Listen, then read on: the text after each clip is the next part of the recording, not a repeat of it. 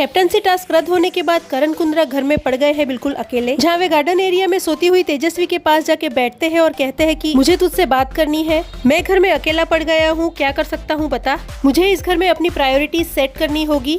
जिसपे तेजस्वी ताना मारते हुए कहती है कि हाँ तुम्हारी प्रायोरिटीज तो सेट है, जैसे कि निशांत, शमिता और प्रतीक, इसीलिए उनके पास बार बार चीजें सॉर्ट आउट करने के लिए जाते हो। तुम्हें किसी पे डिपेंड करने की जरूरत नहीं है, तुम अकेले ही काफी हो। करण भी कहते हैं कि ऐसा नहीं है, वो लोग मेरी प्रायोरिटीज में नहीं आते और मैं भी इस घर में किसी पे डिपेंड होना चाहता हूँ। कोई हो जो सिर्फ मेरा ध्यान रखे। तेजस्वी करण की बात को समझती ही नहीं और निशांत और शमिता की बात करती रहती है, जिसपे करण पूछते हैं कि तू गधी है क्या, तुझे समझ नहीं आता मैं क्या बोल रहा हूँ। तेजस्वी भी बात को टालते हुए कहती है कि वो सब तो ठीक है, लेकिन तुम इस घर में अपनी प्रायोरिटीज की बात कर रहे थे, बताओ कौन कौन है तुम्हारी प्रायोरिटीज लिस्ट में। करण कहते हैं इस घर में मेरी प्रायोरिटीज बहुत सारी है।